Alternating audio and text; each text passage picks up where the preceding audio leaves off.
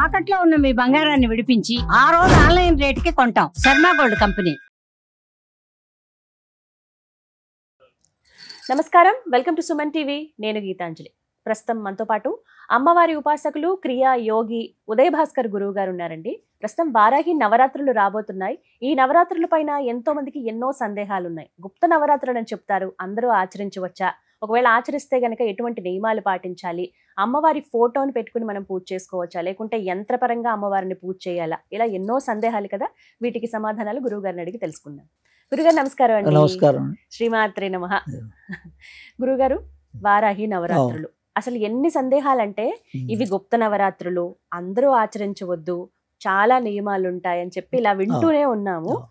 మీరేం చెప్తారండి? అంటే ఇది మన భౌగోళిక పరిస్థితులను బట్టి, దేశ పరిస్థితులను బట్టి జగద్గురువులు అందరికీ సరళం చేశారు. ఒకప్పుడు మీరు చెప్పినట్టుగా వాటి రిస్ట్రిక్షన్స్ అన్నీ ఉండేవి.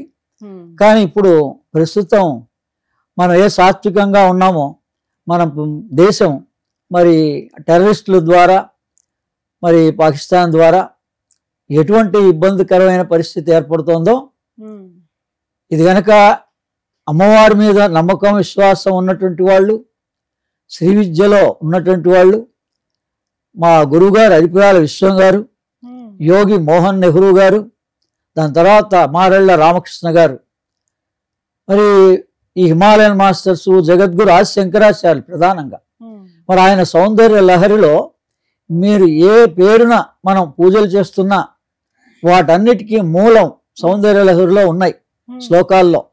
మీరు అడిగే వారాహి దానికి కూడా ఆ 3వ శ్లోకంలో ఉంది తప్పనిసరిగా.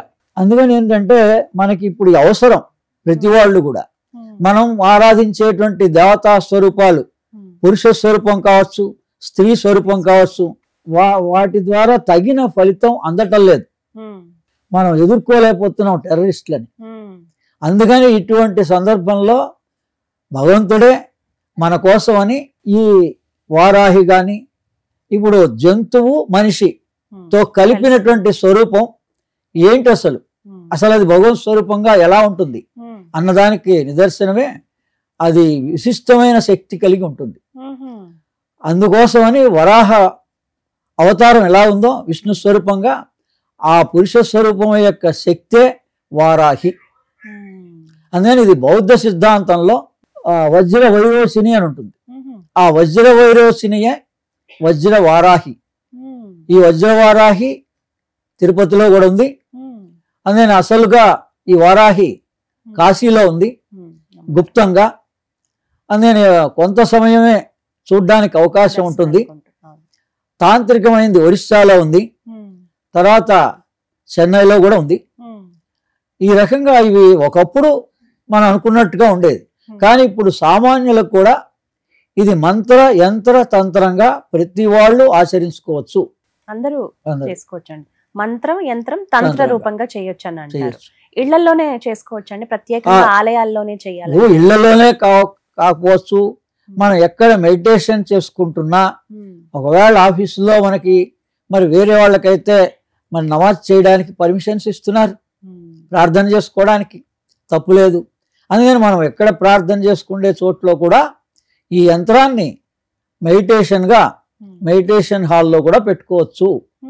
అందుకని నేను 3 రకాల యంత్రాలని ప్రిపేర్ చేశాను. అందుకని ఒకటి మన పాకెట్లో పెట్టుకోవచ్చు, మనకి రక్షణగా ఉంటుంది. అంటే ముందుగా యంత్ర రూపంలో చూపిస్తున్నారు. యంత్రాన్ని గురించిన వివరణ మొదట ఇది మనం పాకెట్లో పెట్టుకోవచ్చు, చిన్నది.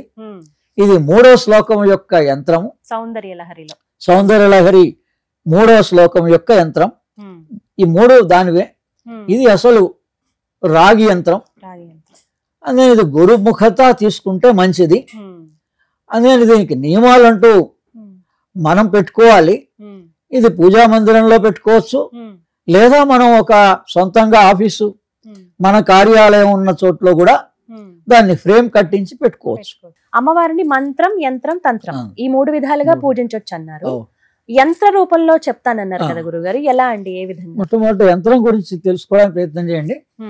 ఇది 3వ శ్లోకం.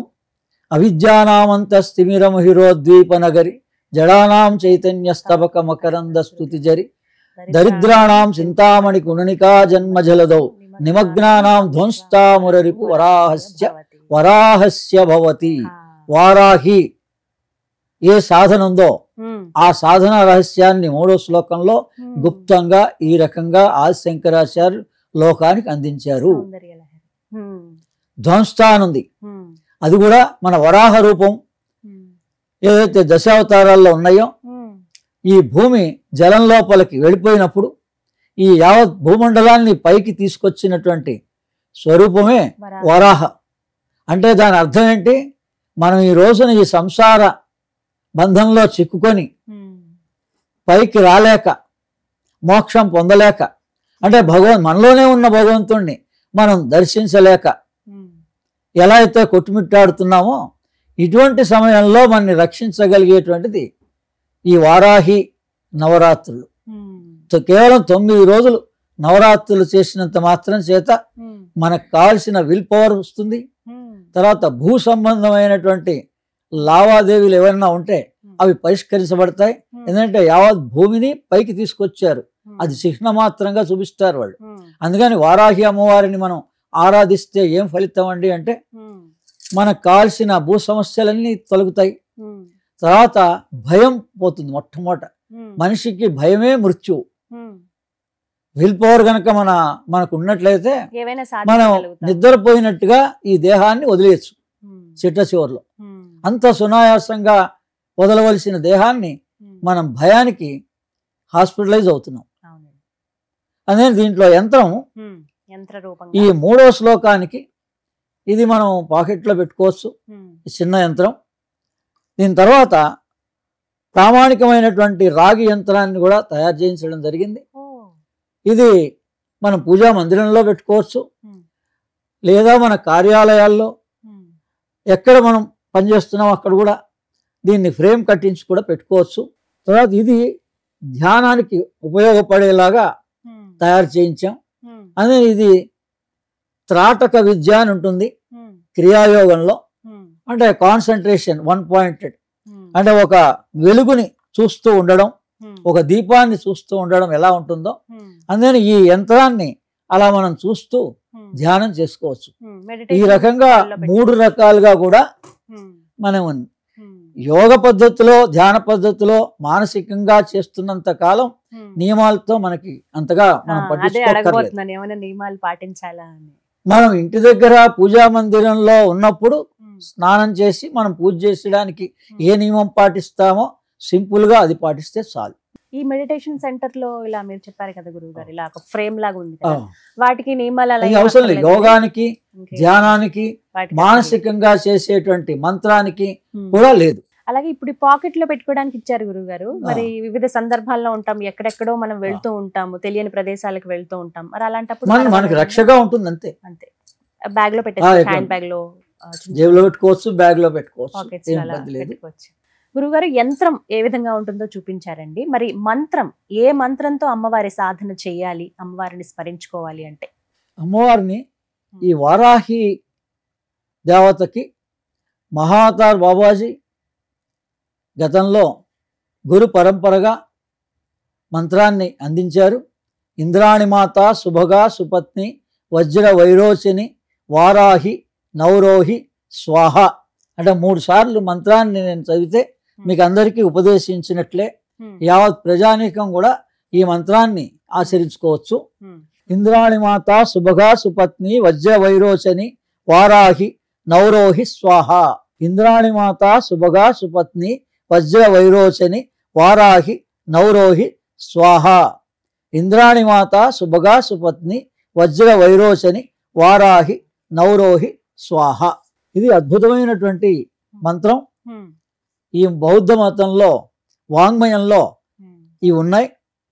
అందుకని ఈ వజ్ర వైరోచిని వజ్ర వారాహి 2 ఒకటే. వజ్ర వైరోచిని వజ్ర వారాహి 2 ఒకటే.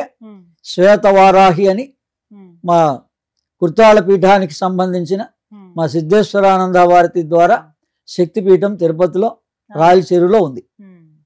అలా ఈ అమ్మవారిని మనందరం దసరా నవరాత్రుల్లాగా 9 రోజులు కూడా అందరూ ఆచరించుకోవచ్చు. చాలా బాగుంటారు అక్కడ అమ్మవారు. ఆ. నేను దర్శించుకున్నాను గురువు గారు. అలాగే ఈ 3వ శ్లోకంలో కేవలం ఒకే ఒక్క బీజాక్షరం ఇచ్చారు, శ్రీం బీజం. అంటే ఇది ధ్యానంలో మానసికంగా సహస్రారంలో భావించవలసినది.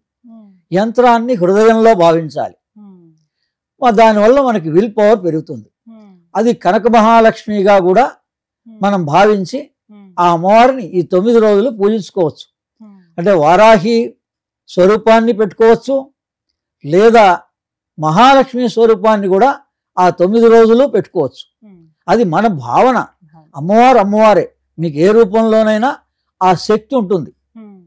గురుగారు మంత్రం వివరించారు, అలాగే యంత్రం వివరించారు. తంత్ర రూపంలో ఎలా అసలు అమ్మవారిని ఆ మార్గం గుండా ఎలా? అంటే తంత్రం అంటే మనం జ్ఞానం, ఈ జ్ఞానం అనేది అనంతం. ఎంతమంది గురువుల ద్వారా కానీ ఎన్ని ప్రామాణికంగా మన గ్రంథాలని పరిశోధించినా మనకు ఆ తపన తెలుసుకోవాలి, మన లోపలున్న శక్తి ఏంటి అనేది తెలుసుకోవాలి అనేదే తంత్రం. అందుకని ఈ తంత్రానికి సంబంధించిందే ఈ ఇంద్రాణి మాత, శుభగా, సుపత్ని, వజ్ర వైరోచిని, వారాహి, నౌరోహి స్వాహ తాంత్రిక మంత్రం ఇది. అంటే మనకి ర్యాకెట్ టెక్నాలజీ లాంటిది. మనం ఒకప్పుడు బాణాలతో యుద్ధం చేసాం, మరి ఈ రోజున అన్ని మిసైల్స్ తోటి యుద్ధం చేస్తున్నాం. మరి ర్యాకెట్ టెక్నాలజీ ద్వారా, రాడార్స్ ద్వారా నేను హెచ్ఏఎల్లో హిందుస్థాన్ ఏరోనాటిక్స్ లిమిటెడ్లో పనిచేశాను. అందుకని అక్కడ ఈ ఎలక్ట్రానిక్ డివిజన్ అది, ఈ మిసైల్స్ కానీ ఇవన్నీ కూడా దాని ఎలక్ట్రానిక్ పార్ట్ అంతా అక్కడ పరిశోధన జరుగుతుంది. అందుకని మనం ఒకప్పుడు భయపడ్డాం తంత్రం అంటే. ఈ కాలంలో తంత్రం అనే దానికి కూడా ఎవరూ భయపడక్కర్లేదు. జ్ఞానం అంటే ఫాస్ట్గా రిజల్ట్స్ కలగాలి, మరి 9 రోజుల్లోనే మనకి ఫలితాలు కలగాలి. సౌందర్య లహరి ప్రకారంగా ఆయన ఈ 3వ శ్లోకానికి 15 రోజులు చేయమని సూచించారు. అంటే ఈ శ్లోకాన్ని 1000 సార్లు పఠించమన్నారు. అవిద్యానమంత స్థిమిరమిగిరోద్దీప నగర్ అనేది శ్లోకాన్ని 1000 సార్లు పఠించవచ్చు రోజు, 9 రోజులు కూడా. 9 రోజుల వరకు మొత్తం అంతా చదవాలంటే టైం కుదరదు. మన నిష్ట, మన అవసరాన్ని బట్టి, మన పరిస్థితిని బట్టి. ఎందుకంటే ఈ కాలంలో చాలా మంది స్త్రీలు అనేక రకాల ఇబ్బందులు గురవుతున్నారు. ఒకప్పుడు రాక్షసులు, మానవులు, దేవతలు అని విడిగా ఉండేవాళ్ళు. ఇప్పుడు మానవుల్లోనే దేవతలు ఉన్నారు, మానవుల్లోనే రాక్షసులు ఉన్నారు. అంటే గుణాలే.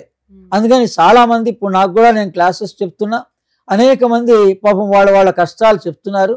వీళ్ళందరి పరిష్కారం ఈ మంత్రం ద్వారా ఈ 9 రోజులు చేసి చూడమనండి, వాళ్ళకి ఎంత విల్ పవర్ వస్తుందో.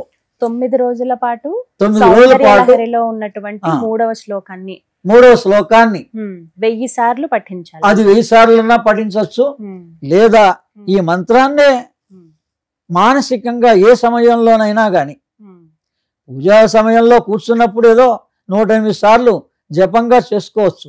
కానీ మానసికంగా శ్వాసతో అనుసంధానం చెయ్యాలి. ఎందుకు 9 రోజులు అంటే ఈ వారాహి యోగ ప్రకారంగా కూడా అనేక ఉపకారాలు చేస్తుంది. ఆమె మన శ్వాసకి శక్తినిస్తుంది మన లోపల. తర్వాత మన యోగాభ్యాసంలో యోగానికి సహకరిస్తుంది. తర్వాత నిర్గుణ బ్రహ్మము, సగుణ బ్రహ్మము అని 2 రకాల దేవత యొక్క స్వరూపాలు ఉంటాయి. అందుకని ఈ సగుణ స్వరూపమే వారాహి దేవత, ఒక వరాహ స్వరూపంగా ఉంది. కానీ ఇదే స్వరూపాన్ని ఆదిశంకరాచార్యులు ఏమన్నారు 3వ శ్లోకంలో? కేవలం ఒక యంత్రం ద్వారా సూచించారు, ఒక బీజాక్షరం ద్వారా సూచించారు. అందుకని అది గనక మనం ధ్యాన మార్గంలో వెళ్ళినప్పుడు మనకి లంబికా యోగ ప్రాప్తి కలిగిస్తుంది. తర్వాత ఈ సగుణ బ్రహ్మాన్ని ఆరాధిస్తే సగుణమైనటువంటి సమాధి స్థితుల్లో కూడా 2 రకాలు ఎలా అయితే ఉన్నాయో ఆ 2 రకాల సమాధి స్థితులు మనకి ప్రాప్తిస్తాయి. ఈ విధంగా మంత్రం, తంత్రం, యంత్రం ద్వారా అమ్మవారిని ఆరాధించుకోవచ్చు. మన కష్టం ఉంటే కష్టానికి ఉపయోగించుకోవచ్చు, ఆర్థిక స్తోమత లేకపోతే లక్ష్మిగా భావించవచ్చు, లేదు మనం ధ్యానం యోగంలో కావాలనుకుంటే పరిపూర్ణత పొందొచ్చు. 9 రోజుల్లోనే దసరా నవరాత్రుల గురించి ఎంత విశిష్టంగా యావత్ ప్రపంచానికి తెలుసో దానికన్నా విశిష్టమైనటువంటి ఆషాఢ మాసంలో గురువు యొక్క బలం కూడా ఉంటుంది దీనికి. ఈ విధంగా వారాహి అమ్మవారిని అందరూ ఆచరించుకోవచ్చు. గురుగారు, సౌందర్య లహరిలో ఇప్పుడు మీరు ఒక శ్లోకం చెప్పారు, 3వది. కేవలం ఈ ఒక్క శ్లోకం చాలా అండి? ఇంకా మిగతా వాటిల్లో కూడా మనం అలా చేయొచ్చా? మిగతా శ్లోకాలతో కూడా ఏమన్నా? అంటే ఎప్పుడైనా కానీ 3 రకాలుగా మనలో ఉన్నటువంటి చక్రాలే అనుకోండి, గ్లాండ్సే అనుకోండి, ప్రస్తుత కాలంలో భగవద్గీత ప్రకారంగా కూడా సూచించిన సూచన ఏంటంటే 4 గ్లాండ్స్ డిస్టర్బ్ అయినాయి అని. అందుకని మనం డాక్టర్లకు కూడా ఒక 2-3 డాక్టర్ల దగ్గరికి మన జీవిత కాలంలో వెళ్లాల్సిన అవసరం ఎలా వస్తుందో గురువుల్ని కూడా మార్చడంలో తప్పు లేదు. అంటే మన అవసర రీత్యా ఆ గురువు ఏ చక్రానికి అధిపతి, ఒక్కొక్క గురువు ఒక్కొక్క చక్రానికి అధిపతి, అంటే ఆయన మాస్టర్ ఆ చక్రంలో. అందుకని దీంట్లో మొదటి శ్లోకము, 3వ శ్లోకము, 33వ శ్లోకము మహాలక్ష్మి సాధనగా కొంతకాలం మొదటి శ్లోకాన్ని, కొంతకాలం 3వ శ్లోకాన్ని, కొంతకాలం 33వ శ్లోకాన్ని కనుక ఆచరిస్తే సంపూర్ణ ఆయురారోగ్యాలు ప్రధానం అవుతాయి. అదే ఇది మొట్టమొదటి శ్లోకం క్లీం బీజం. ఇది అమ్మవారు స్వయంగా దర్శనమిచ్చినటువంటి యంత్రం. ఇది సౌందర్య లహరిలో చాలా క్లుప్తంగా ఉంటుంది. క్లీం బీజం ఇది మొదటి శ్లోకం. అలానే ఇప్పుడు ఇందాక చూపించిన దాంట్లో 3వ శ్లోకం అది అవిద్యానామంతస్తిమిరం హిరోద్వీప నగరి అని. మొదటిదేమో శివశక్త్యాయుక్తోయతి భవతి శక్త ప్రభవితుమని. ఈ తర్వాత 33వ శ్లోకం ప్రధానంగా ఇది అద్భుతమైనటువంటి శ్రీచక్ర స్వరూపంగా అమ్మవారు దర్శనమిచ్చి ఈ రకంగా మాకు గురు పరంపరగా అందజేసింది ఉపాసనలో. ఈ 33వ శ్లోకం కూడా శ్రీం బీజం. అందుకని ఇది సంపూర్ణంగా మహాలక్ష్మి సాధన. అందుకని ఒక్కొక్క బీజాక్షరాన్ని ఒక్కొక్క చోట ఆయన కాన్సన్ట్రేట్ చేయమని జగద్గురువుల యొక్క సూచన. అందుకని మన దేహంలో నాభిస్థానం, హృదయస్థానం, శిరోభాగం ఈ 3 భాగాల్లో గనక మనం ఒక్కొక్కసారి ఒక్కొక్క అవసరానికి స్థూల దేహానికి నాభి కేంద్రం, సూక్ష్మ దేహానికి శిరోభాగం, కారణ దేహానికి హృదయస్థానం. అందుకని ఒక జీవిత కాలంలో మనం ఈ 3 సార్లుగా ఒకే గురువు ఇవ్వగలిగితే అదృష్టవంతుడు. లేకపోయినా ఎవరి ద్వారానైనా ఈ ఒక్కొక్క శ్లోకంలో ఉన్న అంతరార్థాన్ని, ఆయా బీజాక్షరాల్ని ఉపదేశంగా పొంది ఆయా మంత్రాలతో సాధన చేస్తే మన జన్మ ధన్యం అవుతుంది సంపూర్ణంగా. చాలా చక్కగా వివరించారండి. రాబోతున్నటువంటి వారాహి నవరాత్రులు చక్కగా ఈ విధంగా సౌందర్య లహరిని పఠిస్తూ మీరు చెప్పినటువంటి 1, 3, 33 శ్లోకాల ద్వారా అమ్మవారి అనుగ్రహాన్ని పొందొచ్చు. పొందొచ్చు. చాలా చక్కగా వివరించారు. ధన్యవాదాలు గురుగారు.